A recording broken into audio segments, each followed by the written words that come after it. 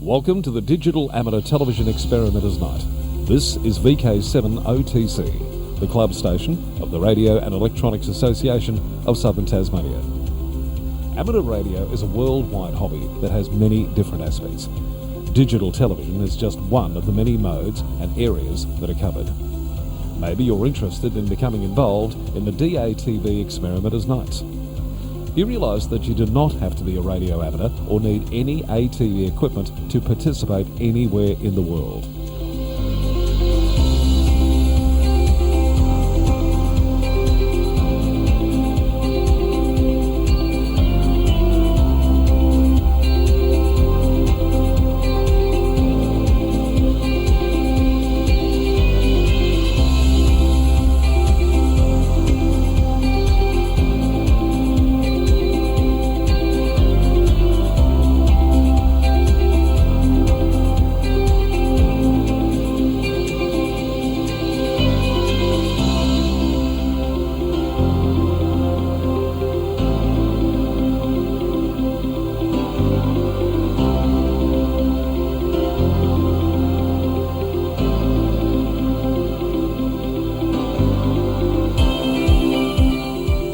Also participate on the night by coming up to the Queen's Domain club rooms. Yes, right on top of the Queen's Domain in the heritage-listed Coast Wireless Station. You never know, we might get you in front of the camera or behind doing one of the many roles during the night. We get underway with our program on a Wednesday night from 7:30pm local time. We'll see you soon. This is VK7OTC.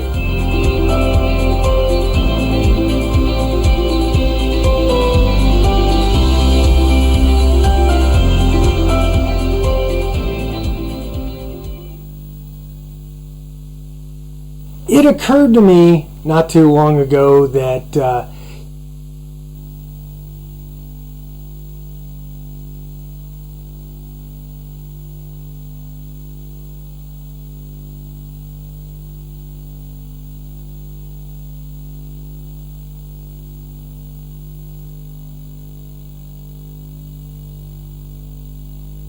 give us some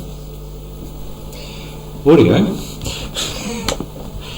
Okay, this is VK7OTC, the club station of the Radio and Electronics Association of Southern Tasmania, with our ATV Experimenters Night.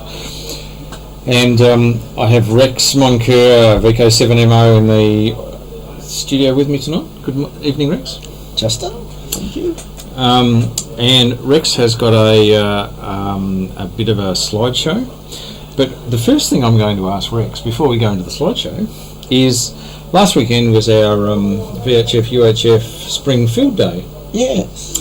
So what's your take on the Spring Field Day? Right. Well, I first have to admit that my life was rather complicated because my Melbourne family was over with me. Okay. So juggling the field day, even though I was just at home. Yeah. Was not straightforward. An insignificant task. Yeah. And in order to sort of set things up, because I usually focus on one band and do, say, 24 gigs EME or 10 gigs EME or something. But the problem with the field day is you have to work lots of bands, and there ain't enough space on my balcony to put everything up. Okay. In particular, because the fact that I had my family down, I had to set up everything beforehand, and I didn't want either the 24 gig or the 10 gig dish to get wet or blow away in the wind, etc. So I worked out that I could have the 24 gig dish down in my garage and still see round direction. Oh, okay, yeah, across the river. Yeah. To bounce up to Richard on Mount Wellington. Okay. And I had my 10 gig dish inside my lounge room,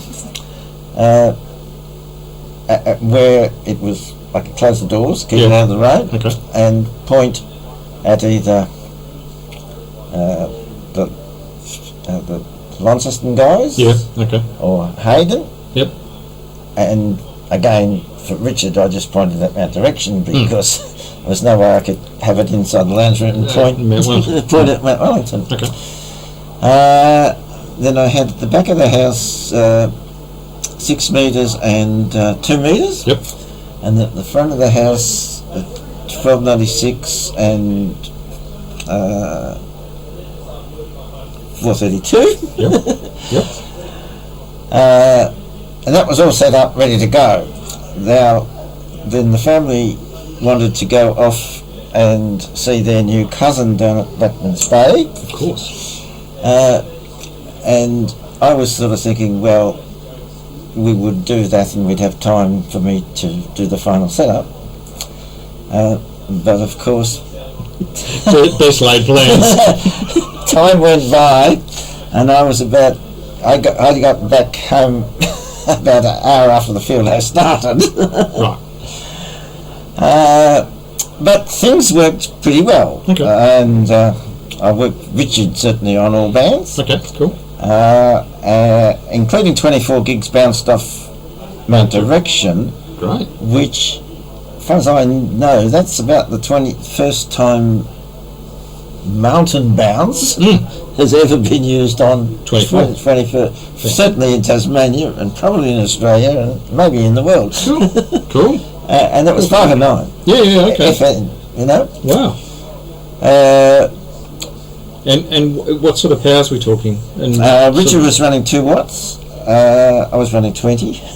On both dishes? Both? No. Richard was running a little horn that's about aperture about that size, right. About 2 inches by 1 inch, or okay. 2 inches by 1.5 inches. Yeah. And because we didn't have a changeover relay for Richard's system, he actually had just a feed horn on the other one, which probably only had about 6 dB gain. So he had two transmit and a receive horn, yeah. Which we put a divider in so that the preamp didn't get overloaded. Overloaded. Okay. But that worked fine on 24. 10 gigs worked fine to both Hayden and Richard. Okay. And Hayden just showed me some photos. Essentially, he was trying to work me 10 gigs through a pile of what looked like where a bulldozer just piled up all the trees or the crap. Yeah. Okay. and stuff. Okay. So how we got through there on 10 gigs is fantastic. Dirt bounce. Yeah, something. Peter up at Launceston was very weak. In fact, so weak I could tell he was there, and I did exchange reports, but because I thought I was working Peter, I assumed I was, and actually Peter was letting other people use his gear. Right. So may or may not have been PD. Yeah. At one stage I thought I heard BW, and I thought Brian wouldn't be up there. No, this has got to be Peter. I'm mishearing this, but it was DW. Oh, Andrew. Okay. So yes, it just shows you that Shannon's right. If you have prior knowledge, it can actually make QSOs make it work for you or not work for you. Convenient. I thought the field day went really well. Okay. I guess the only little disappointment was not while we are getting typically about 10 stations come on every Sunday morning for the 1296 Meg QSO party. I think there were only about 4 or 5 stations came on 1296, and I thought that's a bit disappointing. We would have got more. Well and true. So well and true. If it was only just 1296. Yeah. That's yeah. Okay. But the other problem that the portable guys had was the wind was horrendous, and I was up here. Yes. I was here. Did I work you on 10 gigs? Yeah. No, he didn't work me on 10 gigs. Bit of a strange story about that. I brought all the 10 gig gear and everything, the 1.2 metre dish, and forgot to bring the counterweight. Okay. And so I was trying to work out whether wind and everything else. Yeah. I actually was reticent to set it up, but I did think about using the transverter, which is the white box, so relatively heavy box, as a counterweight. Yes. And just hanging it there very carefully.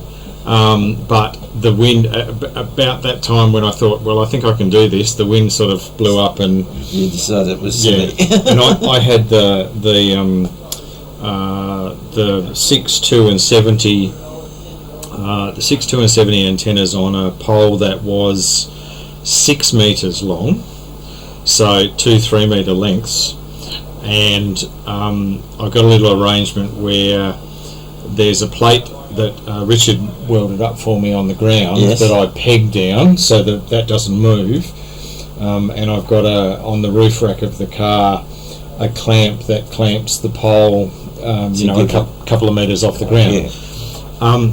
I was sitting in the van and the van was rocking. I'm sort of thinking, okay. Yes, well, we didn't pick a good day in terms of Tasmania, but I think Richard had a lot of contacts. Well and truly. I don't know what his final score was, but it must be pretty reasonable. Yes. So yeah. So I thought overall that went pretty well. Cool. But I think the answer is we need more organisation if we're gonna do it. Well, we're gonna do it. We need to do the concerted RD contest. Whipping up a bit of interest. So that's right. Anyway, oh well, that's good. That's excellent. And of course, the key thing now for all those people who participated is to get your logs in if you haven't already. So. Which is incredibly easy. I use VKCL, and you just export that and you send it through, and that's it. So anyway, and it's worked out all of your scores and all of that sort of stuff. So if you log it at the time. If you log it at the time. Correct. Well, if you've got stations downstairs, upstairs, and at the back of the house, and you're running around, the key thing with VKCL, Rex, is there's a little checkbox where you can say enter these outside of the contest, and so from a manual point of view, you can actually then put them in. If you've got them all written down, you can then put them in later, and it will then calculate it. So I have tried it, and it doesn't. It doesn't do it? Well, I think you've got to bear in mind, if you're of my generation, it doesn't do it. No, I don't believe you. Don't believe you. You can do it, but it's so painful that it's not worth doing. It's not worth doing. Okay. All right. So that's the field day. What are we going to look at with this slide deck, Rex? We'll get across. This is a little work in progress, but I thought it was worth showing you where some of the things you can now do with Spectrum Lab. Okay.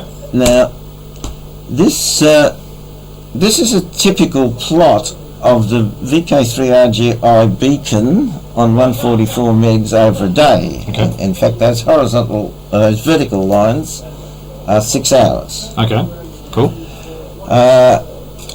Now, one of the downsides of that is the line's really too thin for things like showing up on PowerPoints. Right. And so I thought I'd like to make the line thicker. Okay. And so I surreptitiously put a note on the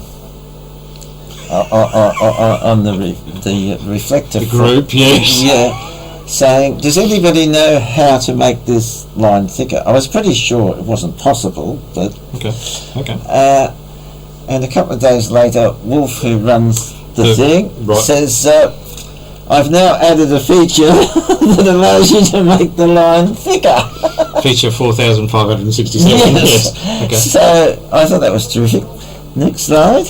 Now, it's a bit hard to see, but in a little box down here,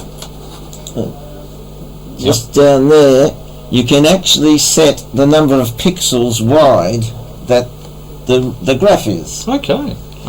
from 1 to 5. Okay. I thought that was a pretty good response. Wow.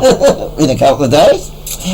If I can get that sort of response from my developers, I'd be amazed. But Well, anyway. yeah. Well, no commercial developer would ever respond like this. So, next slide. This is better. with the thicker line, and that's quite readable. Yep. Now, that's the VK3 RGI beacon on 144. So if these lines are every 6 hours, so Yes. we're looking at 4 of those being a day, Yeah, well, the day, the UTC day is is the thick line. the thick line. Ah, okay.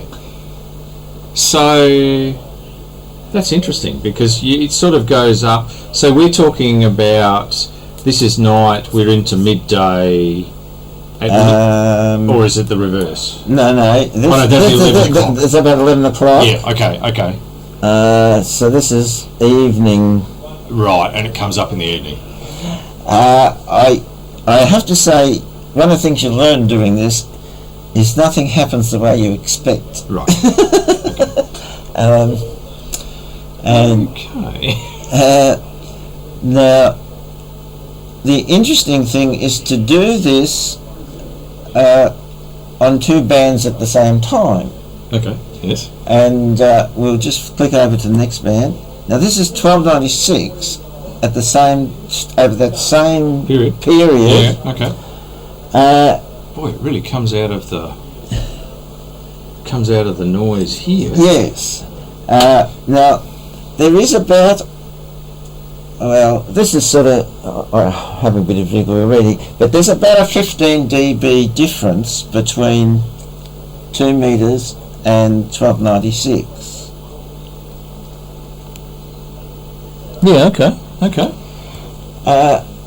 Now that's interesting in as much as if the reason it's coming out of the noise, Oh, hang on, it's the next slide. yes, You do the comparison. that's right. Now, if the reason it's coming out of the noise is because it's moving into a ducting mode, Okay.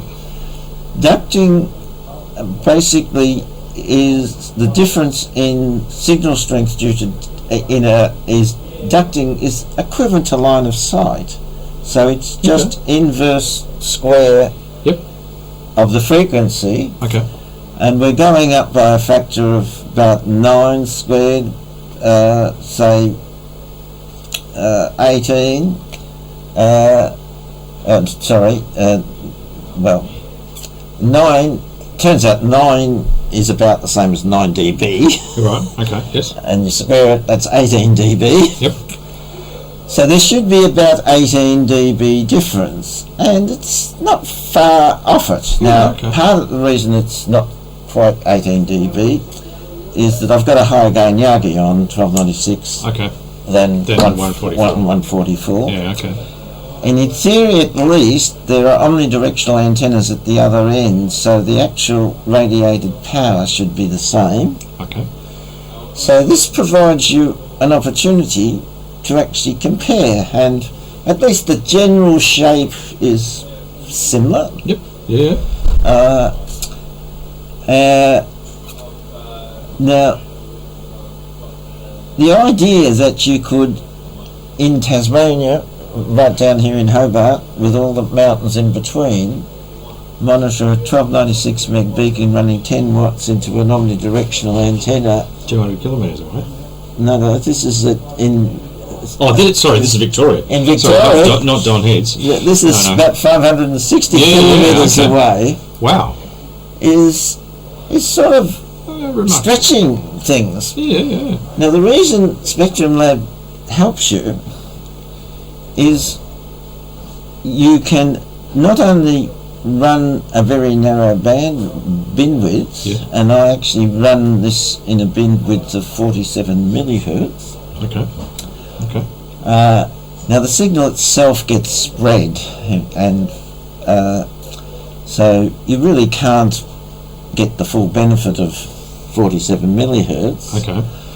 But Spectrum has the ability to take an average what they call a smoothing over a number of bins. Okay. So I smoothed it over 10 bins, and of course that means the noise outside the bins is also smoothed, and the noise being random cancels out, Okay. and the signal Is enhanced. Yeah. Yep. So that helps. Okay. Then what we do is we average the signal in time by over 100 samples. Okay. So our signal is further enhanced and the noise is further reduced. Increased. Yeah. Okay. The end result of doing all these clever things that Spectrum Lab provides is you can sit here in southern Tasmania and see a 1296 meg beacon most of the time. Yeah. Okay. It does go for a dive. Well, for what's that? 3/4 of the day? Yeah. Oh, well, yeah, 3/4 of the day. When it was weak on 2 metres, Yep. we lost it on 1296. Yep. But essentially, That's pretty damn impressive. yes. Now, some of the things that I'm looking at is the ratio of 144 to 430 or to 1296 should be, you got to take antenna gains into account, but it should be about 18 dB if it's a ducting path. Okay.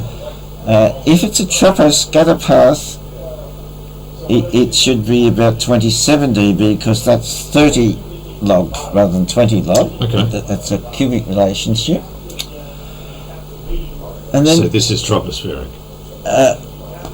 no, this is ducting. Sorry, no, that's right. This is ducting. Yeah. So So the 18 dB of difference. yes. Yeah. Okay. Now the odd thing I found is the other day, 1296 was only about 6 dB down on 144. Okay. Is that the tropospheric? No, because tropospheric is even weaker. Oh, it goes in the other direction, of course. So what was that? It was rain scatter. Ah, okay. And of course 1296 responds because its wavelength's closer to the size of raindrops. Yes. Yeah. Responds even better. So So when you went onto the rain radar, you could actually see those bands go across. interestingly enough, there wasn't a close correlation, but there was certainly rain around. I have a feeling that the rain radar is not nearly as sensitive as forward scatter because it's backscatter. Yeah. Forward scatter on 1296 is more sensitive than a rain radar, even though it's only using 10 watts. Okay. Admittedly, we're integrating it, Over a long period of time. whereas the poor old rain radar has to... It's real time. Yes, has to Yeah. it has to react. It can't average over. I actually don't know what frequency the rain radar is at. We could look at. They're about 3 to 4 gigs. Yeah. Okay. Yes. Okay. So they should be more sensitive, True. just on a frequency basis. Yeah. But and I think the modern ones are Doppler, which allows them to continuously average, but they produce a new shot about every minute. So whereas I'm effectively averaging over hours. 47 millihertz. Whatever the reciprocal of that is. Times 100. Oh, even more. Okay. You know. So yes. Okay. So Fantastic, Rex. I think this is just an interesting thing to do. I think there's a lot in Spectrum Lab that. As I said, the 4,967 other functions. That's right. This is only a progress thing. Yep. But for those who are silly enough, sit there all day watching 2 beacons. It's good fun. Hey, it's what I do with Whisper, so that's fine. Yeah. But this is fantastic. Good stuff. So you're thinking of what's the sort of the next step in this? What's the next step is if the 1296 comes good, really good, I'm going to put 10 gigs on it. Okay. Is there a 10 gig beacon at RGL? Yes. Okay. So, cool stuff. That's in Gippsland, isn't it? Yes. Yeah, okay. Yeah. So it's a place called Currajong, which is about 30k south of Churchill. Okay. Ralph looks after it. He looks after it. Cool. Does a good job. Okay. And it is GPS locked, so we can Rely- take advantage of integrating over long times, Yeah. which of course you couldn't if you weren't It GPS was all locked. over the place. Yeah. Yeah. Okay. Oh no, fantastic. All right, Cool. thank you. Thank you, Rex. Can you send in The next customer. Paul, the next victim? No. Yeah, Thank you very much, Rex. no worries. I look forward to the next instalment. Okay.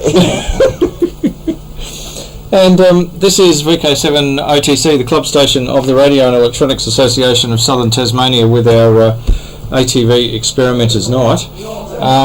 And we'll just get our next person in to give us a bit of a unique perspective on the field day. Here's Paul. Oh. Hello, Paul. How you going, Justin? Step into the web of intrigue. I didn't know if you're here. No, you can leave that there. Yeah. Thank you. And I welcome Paul Pruss, Thank you. who's another regular VK7FPCL. And I probably wanted to start off with your recollections, like I did with Rex, Oh. of the VHF UHF Field Day, your second contest in nearly as many months. Nearly. Yeah, nearly. Yes. Yeah, it was quite interesting. I started off with nerves again because I hadn't. Guess I have to admit I hadn't been on the air Since that time. too much since that. Oh, yeah. I've been listening, but it was really quite interesting because firstly the recollections of it, all set up and on the channels and things like that, and it was a lot slower. Correct. And that was okay, and I thought, "Whew, okay, all right, that's slower." And then I started Get used to thinking, the cadence. yeah, get used to the cadence. Well, yeah, had to hook my BPAP. Okay. And then I thought, oh, it could be a little bit quicker, could be a little more activity. And as I think I commented on a particular Facebook forum, I said, well, it seems like I really need to pull my finger out and upgrade my license so I have more channels to operate on, because that's what was happening. I noticed, for me, people would start off on 2 meters, and there'd be a QSO, there'd be a contact, and I'd be listening for my chance to break in after, being polite, and they go to 2 meters, and they go to That's your first mistake. but still, they go to 2 meters, and they were quick. 2 meters, 70 meters, and then they go, oh, can I get you on something else? And they go off band to something that I couldn't operate on. Yeah. And that's like tough. You catch them on the next, or when they're around, or you call CQ, or you do whatever you need to You do. tail in Charlie in those sort of cases. So you jump in right at the end just to make sure that they know you're there. True. Yeah. I guess That's a technique. I guess I'm too polite. I guess I need to live in Asian countries more often, so jump in I there. just push into the crowd. Not in a Hong Kong kind of way. No.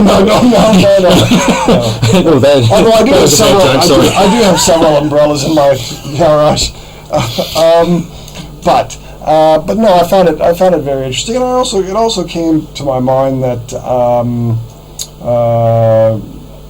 I probably want to have a rig that's combined into one unit. Although I'm thinking, it could just be, as we used to call it in a different hobby, shiny-itis.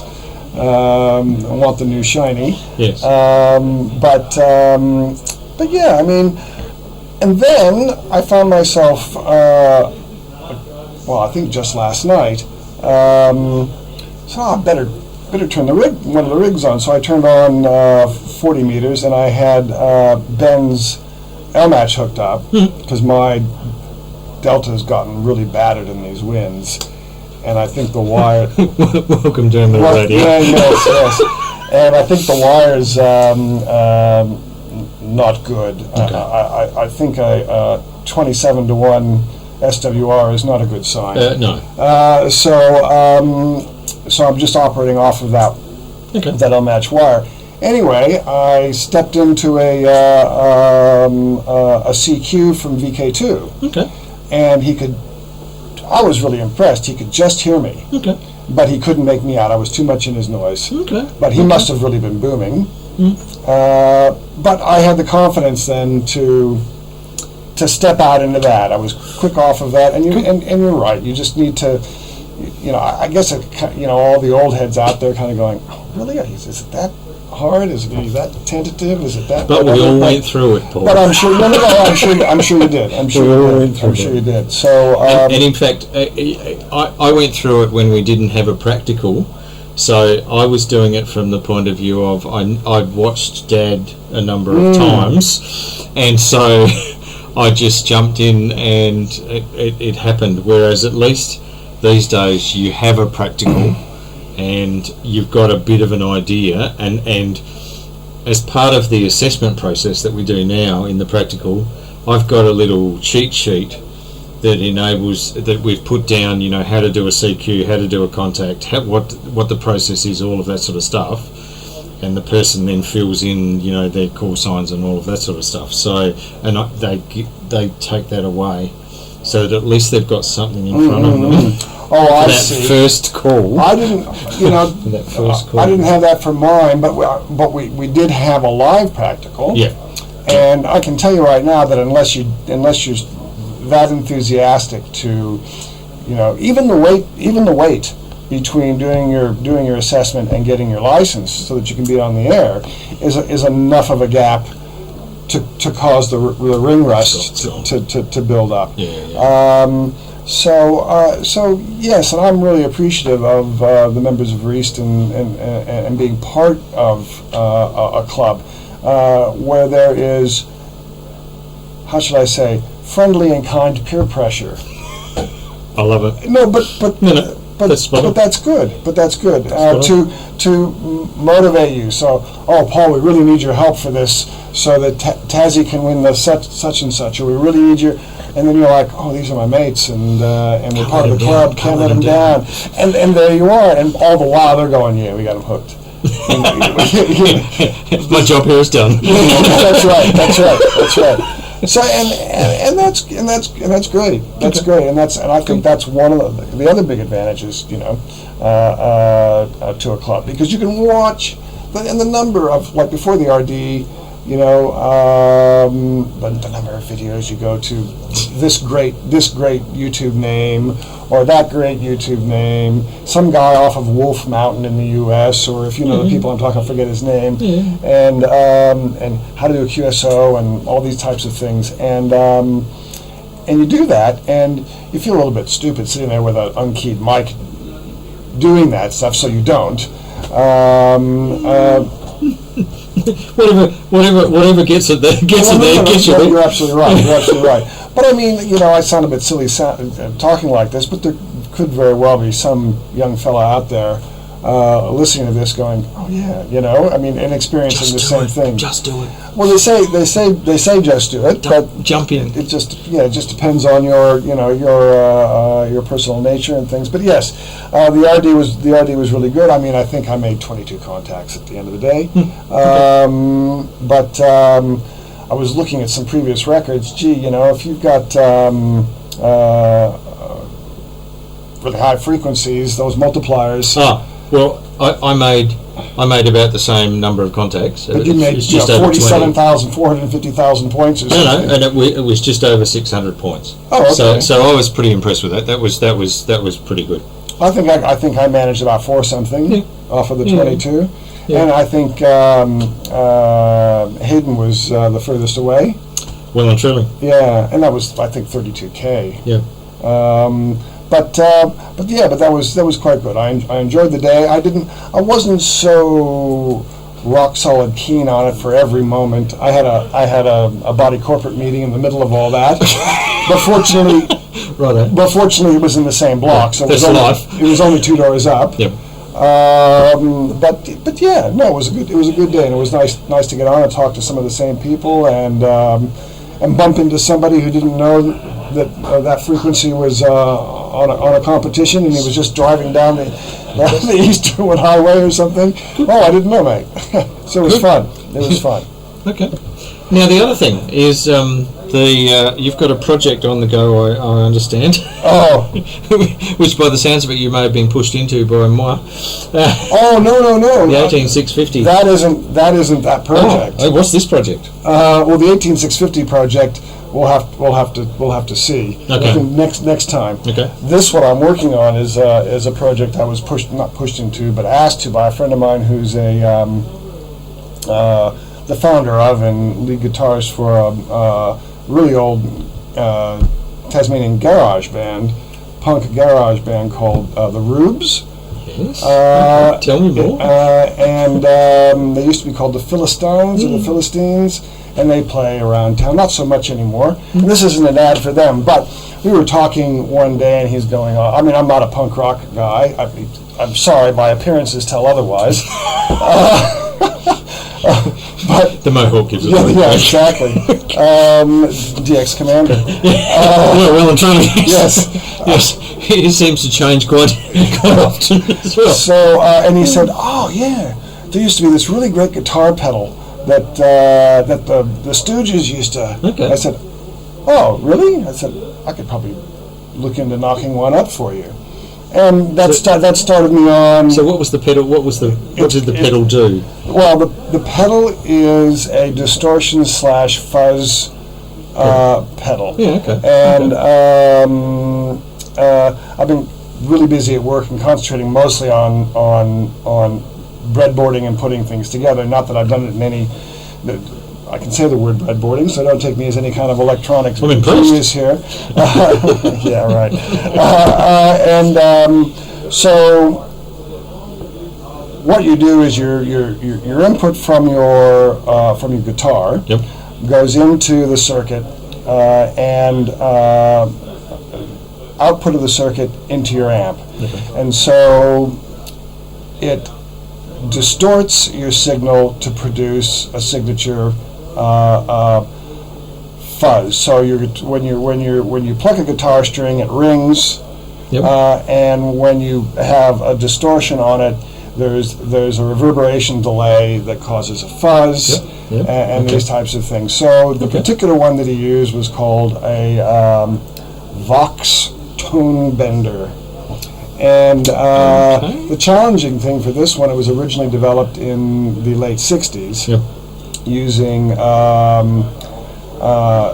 germanium PNP transistors. Okay. So very hard to find, and especially germanium PNP transistors with a particular HFE or gain and a particular leakage.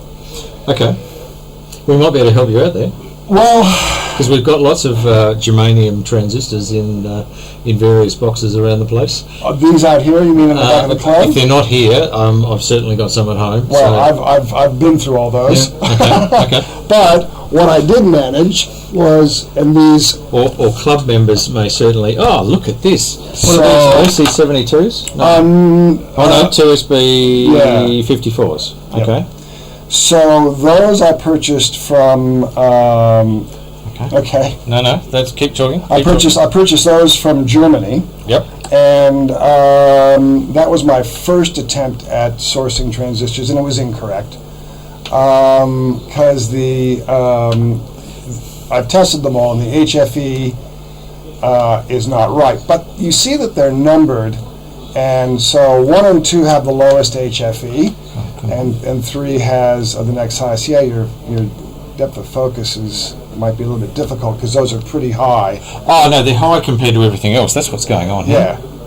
Yeah. So you're not going to get those in, but just go off the bottom of the board. So this particular... There we go. Yeah. This particular board, it's not my board or anything. So I finally, after using VeriBoard, and it's really quite ingenious what they do. These guys have figured out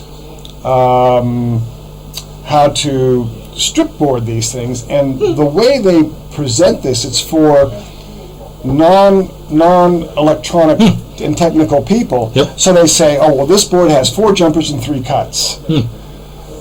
And when they show you the variable board, they say, well, you cut here and you cut here, and you jumper here and you jumper here, and your bits go here, and things like that. Yeah. And so it's all really quite easy. It's kind of like the equivalent of on this PCB where to put your components. Yes. And so I thought that was quite ingenious. But this is a kit, and I did not know, and I had no idea before I started looking into this, the tremendous, the never-ending interest and sources of guitar and effects pedals DIY.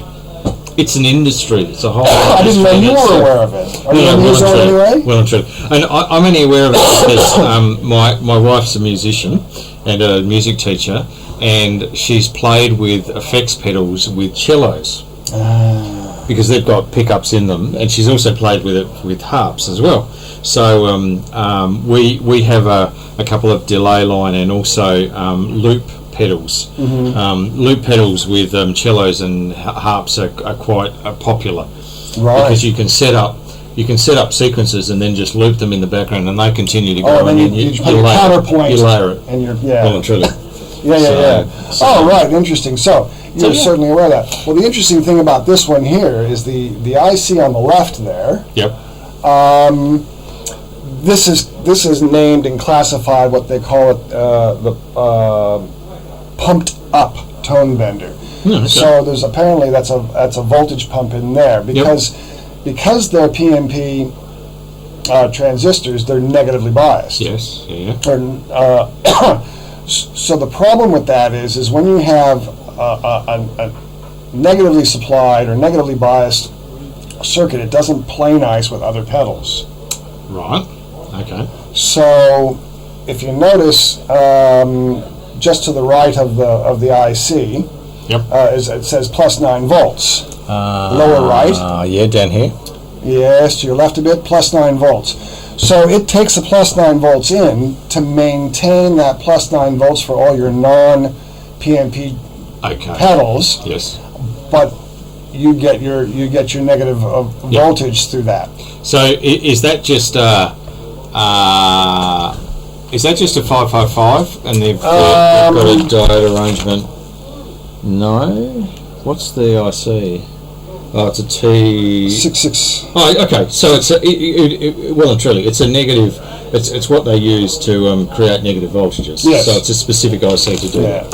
Yeah. Yep. So is that the circuit? It is. That's the circuit. Okay. Let's I don't know if the plastic will be any good on that. That's all right. We'll soon find out. Let's that's all right. Zoom out. No, I can't. I mean, out here. You can have a look at that and talk about that. I don't feel qualified enough to. It's really very simple. So okay, you've got your plus 9 volts coming in here. That's generating your minus 9 volts up here. Yes. And you can see them. This is now saying that's minus right, 9 volts. So what they're then doing is you've got your signal coming in here. There's a bit of decoupling. Yes. There's a bit of bias arrangements here for the transistor, and you've also got a bit of bypass here, AC bypass. But that's all a class. Is that class A? I don't know. I actually don't know. I thought it was. But it could quite possibly be. It's just boosting up the level. Yes. And then they've got. Now what's happening here? They're feeding that back into this space here. So this is a bit of a. This is where you would get your distortion. Yes, and there's a trim pot there. Yeah. That they say that is best at about 7 volts. Okay. And that would of course be dependent upon the matched resistor. Correct. In that respect. Now you got to remember, all these guys, what they're looking for is to match the sounds of Iggy in the Stooges as best they could. Iggy, Jimi Hendrix, and etc. And so it also depends upon the artist. If what his ear hears, he thinks that's good. Yeah. And that's one of the other reasons why I put these trannies on socketed, Okay. so that I can switch out transistors if he finds that it's not warm enough, or it doesn't give him enough, what do they call it, enough mud,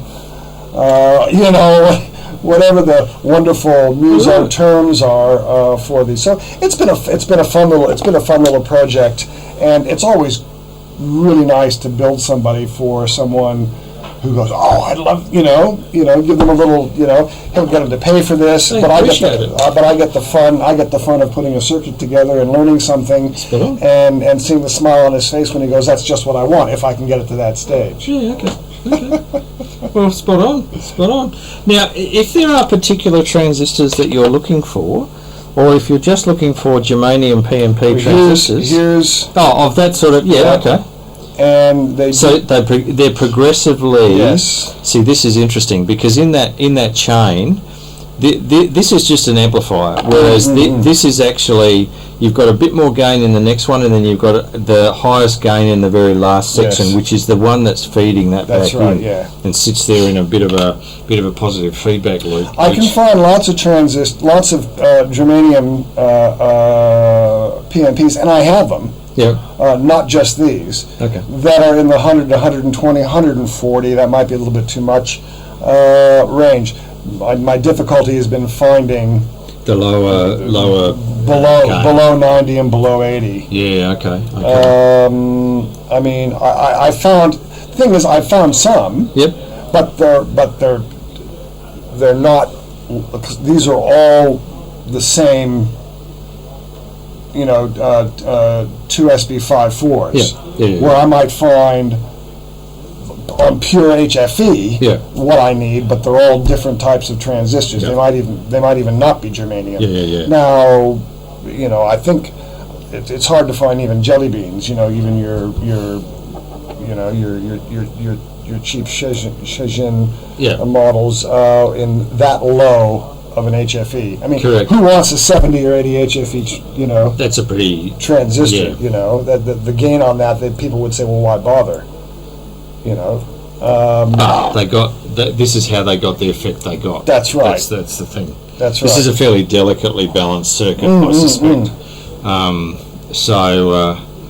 It wouldn't take much to actually get it to take off. And it's also really strange. I see a lot of the builds, unless they're doing it just because that's the way it looked in 1960. In 1960, they're all long legs. Yeah. They aren't flush mounted. Yep. Yeah. On the board. Yep. And a lot of them will have heat shrink or to stop these sleeving go together. Yep. On there. But they're all long in there. I think the thing is, come to think of it, the reason they did that is because what they would do is that in order to fit it into the case, they'd bend them and lie them flat, because then you would even save the height of the transistor as opposed to its width. Yep. So you could fit it in a package based on its width as opposed to a package, even if it was flush to the PCB, on its height. Yeah, okay. But I've kind of messed that up here with those because they put, that was a bit strange how that ended up. I suspect also you can get microphonics with transistors, and where you've got, you've got the pedal sitting on the floor, and people are bouncing around on the floor and all sorts of stuff. Could be. I haven't seen any of the originals that were built that were like potted or had padding around them or anything like that. So clearly they weren't interested in that. But I'm sure that the way they started out, it's amazing the history behind this and the degree to which people act as historian about how he got his original. What Rod used here, or what so-and-so did there, or it was made by a friend of his who had one that was broken and they wanted to throw a pedal together for him, or something. It becomes urban legend. The evolution of these things that ends up, like you say, becoming a bit of an urban legend, and then trying to reproduce that with modern components. And there's some guys, like I've seen the original OC. Was it OC76s? No, OC71s and 76s. $30 a piece. Well, see, if you need OC71s and OC76s, I've got those sort of transistors. Oh, right. Yeah, because the interesting thing about those transistors was a lot of people ended up, they suddenly realised that if you scrape the black paint off the outside of them, they actually became photo transistors. Oh, They were light sensitive. right.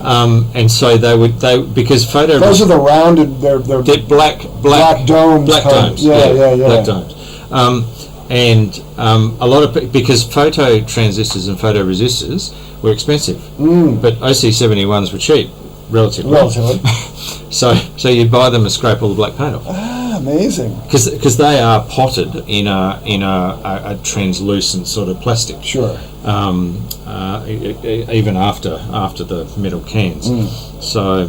Are those pre or post metal can TO type? No, this I suspect is this is probably it's probably around the same time. Toshiba tended to use metal case all the time. These are Toshiba. Oh, is that what TO in the designation TO5 or TO whatever? It doesn't stand for Toshiba. No, that's just the designation. Sure. Package type. And there probably is a huge amount of history and urban myth around that as well. But yeah, but I certainly have. I have little slide boxes that have come from a variety of sources for old transistors that you're welcome to have a play with. Oh wow! Yes, I've got the marvelous Hong Kong special tester. That wouldn't take any time at all to get your HEP you gain out of the one thing that I guess that was for matching. There's my favorite guy, Mr. Carlson again. Actually has a circuit on his Patreon site for transistor matching. But I think what that's for is balanced pairs. Correct. That's push-pull type amplifiers where you want them both doing the same thing. So I guess it was really interesting. I could not find a reasonable, and it was only a 15-minute search, but I couldn't find a reasonable data sheet on the specific. Was it STF? Is that a designation that rings a bell? STF, S something or other, 2370 or something like that. Because. To find the leakage. I only read just recently that the leakage was also a factor. So I don't know if that's a constant or if that's because the transistor testers, I don't think and the cheap ones won't show that. The cheap ones won't. No way in the world. And that's about the fabrication method and what they actually use to dope the material and all sorts of stuff. Yeah. You need a pretty sophisticated piece of kit to pull that out. Well and truly. But I mean, that's why if you can find a bunch, then you just... One of the key sources here is you find the 1960s and 1970s transistor radios. Oh. That's a good source if you can actually locate those sort of devices. Yeah, but nowadays in the back of somebody's shed where they haven't used them and the battery hasn't leaked too much.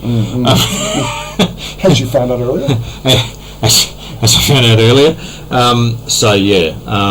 Then you've got half a chance of being able to salvage some transistors out of it. Yeah, I mean nowadays those age of radios I've seen on Facebook Marketplace and things like that. People are up there selling them for not cheap dollars. Correct. And this is where resource tip shops are your friends. Yes. I haven't been to the tip shop in ages, and I need to go. Well, that's an excellent segue because we do actually have a piece of equipment from the resource tip shop that I was going to show after this. So I wasn't going to show it on air because it weighs an absolute ton, and to get it in here would be a bit of a pain. Oh, so it's in the van? No, it's in the to get it in here, the case. Yes. It's on in the case outside. So yeah. So and what it actually is, and I'll tell the people here because it was in my favourite resource tip shop. This is a recent acquisition. Recent, yes. Oh. Yeah. So it's an analog television antenna tester by Grundig. which is the interesting thing about Grundig is it's all labelled Uproad and Schwartz. Yes. Because they were interchangeable in Australia. The Grundig were the distributors. So now this was for its day, and I'm talking about the 1980s, 1990s. This was a television tester that enabled you to connect up an antenna to this, and you could actually then review all of the analog TV channels all the way up to UHF. So it was not only VHF television, it was UHF television as well. And it has a screen on it, a television screen on it. So you could actually then see the signal, but what it then gives you is the actual signal level and a few other characteristics of the signal. So you could then determine, okay, this antenna is receiving all of these or not receiving this or whatever else. So, and it is a professional, there is a note, the Department of Communication Wollongong branch. So it's actually come out of the Department of Communication a long time ago. So interesting piece of kit inside, very nicely made, incredibly nicely made, and it is also battery powered, so you can take it into the field. So is this a personal museum piece, a curiosity, or is there something more sinister going on and you're going to repurpose it into something very clever? I probably would like to repurpose it into something more clever, but I don't think I'm that clever. Some would disagree with you, but... No.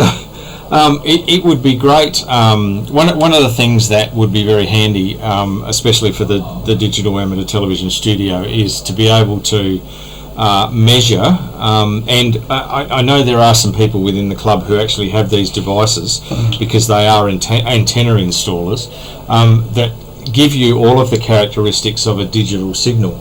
Now, an analog signal is very easy because you can actually measure, and in this case, it's you get a dB measure of the the level that this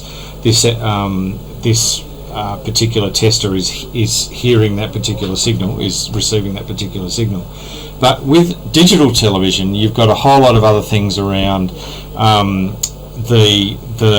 the bandwidth that it takes, the bit error rate, and there are a whole lot of characteristics that these devices will measure. Error correction and the whole nine yards. All sorts of stuff, well and truly. So basically how that channel is set up and how well it's actually receiving that channel. And so it would be great to be able to have one of those devices so that we could put it in the rack here, and when we're actually transmitting RF, which we are tonight, we can actually get some idea of the quality of the signal that we've actually got going out. Because we did a lot of playing with the digital transmitter that we've got. We did a lot of playing because we did not have ready access to an ultra linear power amplifier. And the reason I say ultra linear, you need a power amplifier that is capable of amplifying the RF frequency that you're talking about, and over the bandwidth of 7 megs, which is what it does is in the 7 megs, That's 7 megahertz. So but that's a standard definition DVB-T signal. Okay. And over that 7 megs, you have X number of carriers every position. I see. That carry the power that of that signal, the 1024 or one of those magic digital numbers. And so what you need is a power amplifier that is actually absolutely perfectly linear over the 7 megs. Now that's a pretty special amplifier, and usually a pretty expensive amplifier. And so what we did was play with. We've actually got on the transmitter a 7 watt Mitsubishi 70 centimeter module that is wound down to about half a watt, so that we get the linearity. Okay. That drives a 65 watt Mitsubishi 70 centimeter module that puts out about 15 watts. And so we actually played with measuring that with this one of these devices I'm talking about. We actually measured with the device and then wound the power down until we got an acceptable signal from a bit error rate and a few other characteristics. And so that's the reason why we're going out on about 15 watts from here, because if we went any more than that, the bit error rate got to a point where it was unacceptable. And yes, some of the set-top boxes probably could have received it, but not many of them. Right. And then we actually got a wonderful donation from Southern Cross Television of a 100-watt ultra-linear commercial 100% duty cycle commercial amplifier. Nice. So that's in now. So that's it's sitting there in the rack. It hasn't actually been connected up yet. But we've got the ability to put out a little bit more power from this particular location. We could actually run limit power from this particular location. The issue with doing that is, of course, 70 centimetres at 7 megs wide. You tend to blanket absolutely everything else.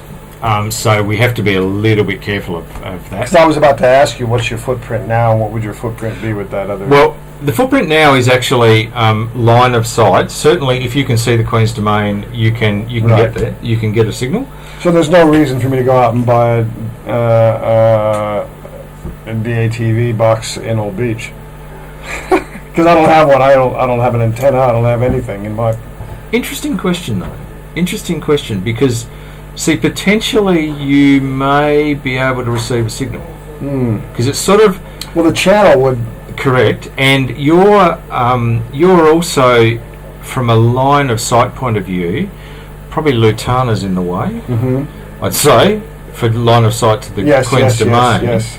However, you never know. You're like in a big city. Well, I mean, I did get Murray on the RD from here, but different signals, and I don't know the characteristics of. Well, 70 centimetres. Oh, all right. 70 centimetres. Oh, all right.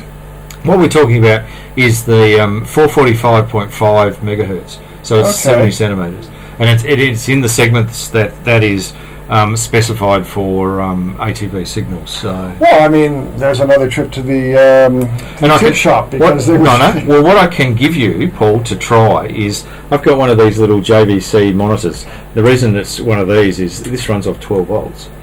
So I've got one of these with a set-top box on it, and the ability to plug in. I've got a few. There's a rabbit's ears, and there's also a loop antenna that I use on it. That's the box that I go mobile with to check where the signal is. Oh, yes. So you're welcome to borrow that, and you can have a go. And if you've got a 70 centimetre Yagi, that's probably what I'd try, because I think you're probably going to need a bit of directional gain. But I do. It just needs a bit of coax on it. That was Ben's build. Ben's build. Do you remember? Yeah. I think that's a 70 and 2, really. Yeah. So we're definitely worth a try.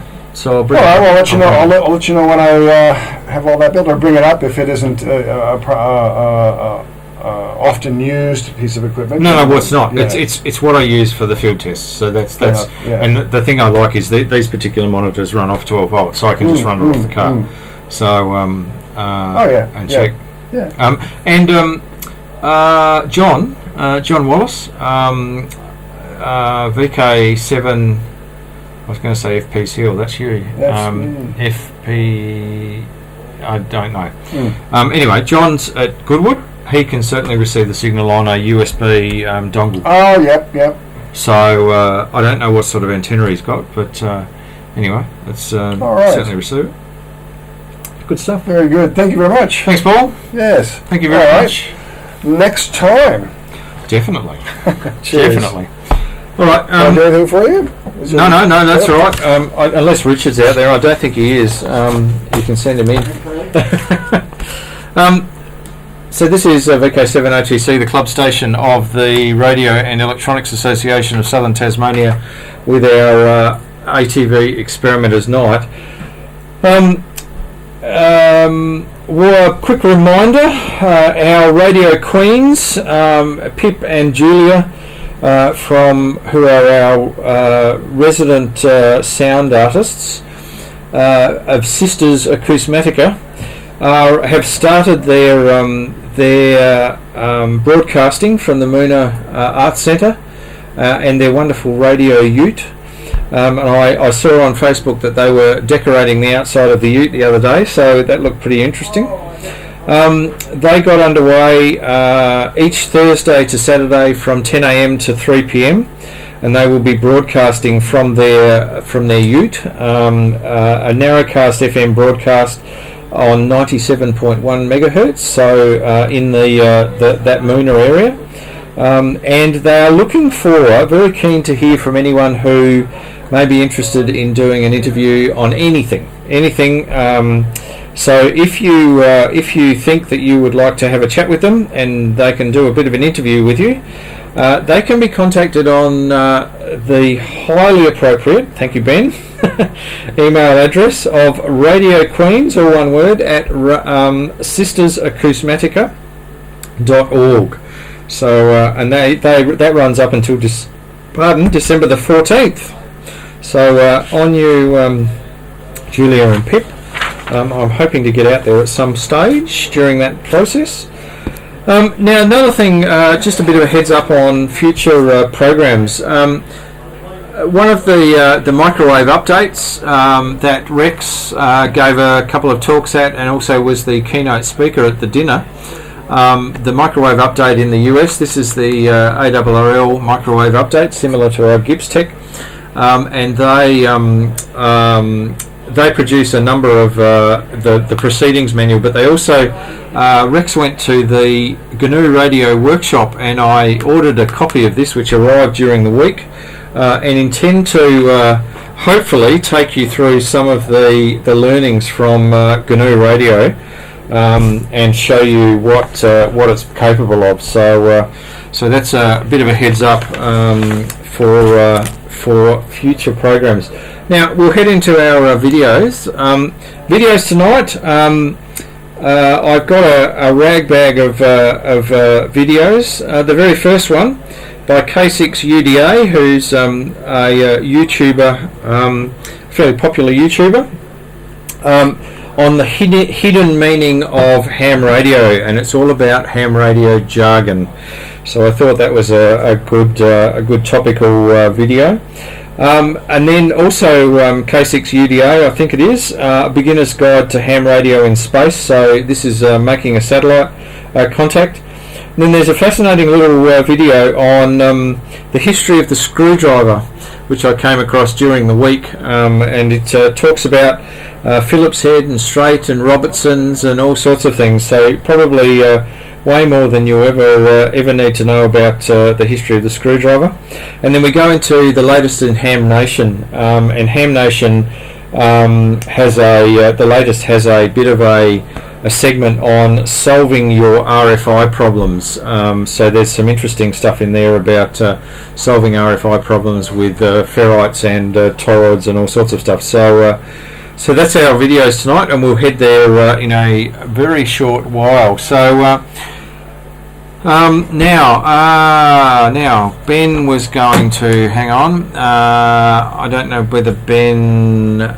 I'll just get our the live dashboard. Here we go, Ben. So I haven't been monitoring the chat channel, but I certainly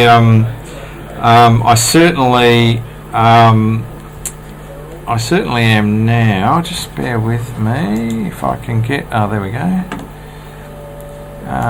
Let's scroll down. No, that can't be it. It must be the live stream. I need you here, Ben. Here we go. Top chat replays. So, we've got a new subscriber. So, doesn't appear to be any chat there right at the moment, which is probably because I haven't been monitoring and watching. So I apologise for that.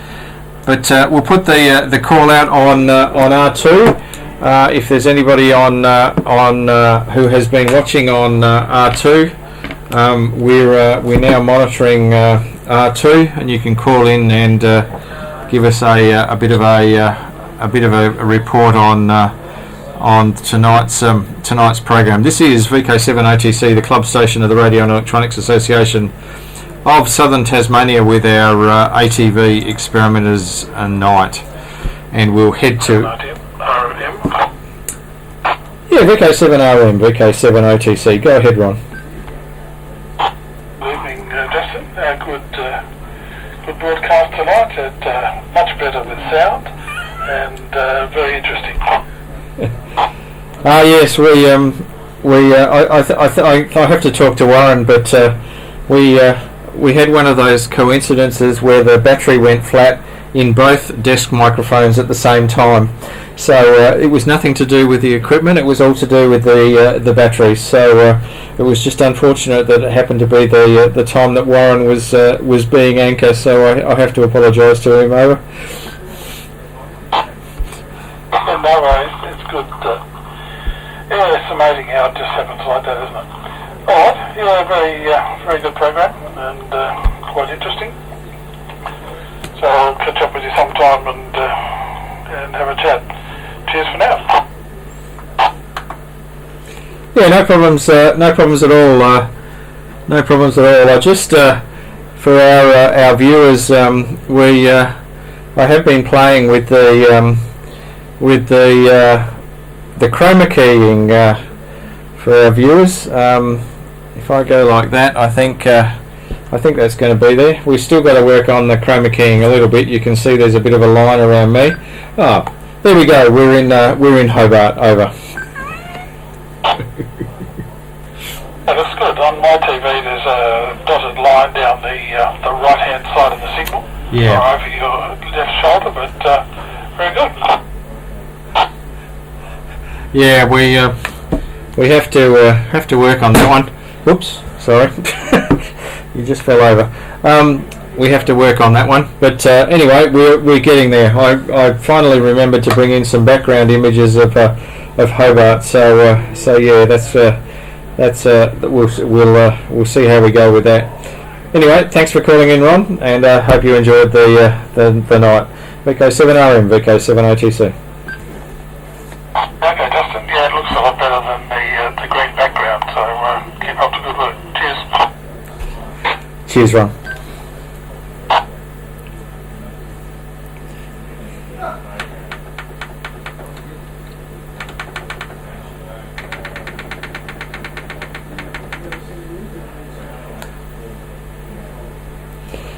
Okay, we'll head to our videos. This is VK7OTC.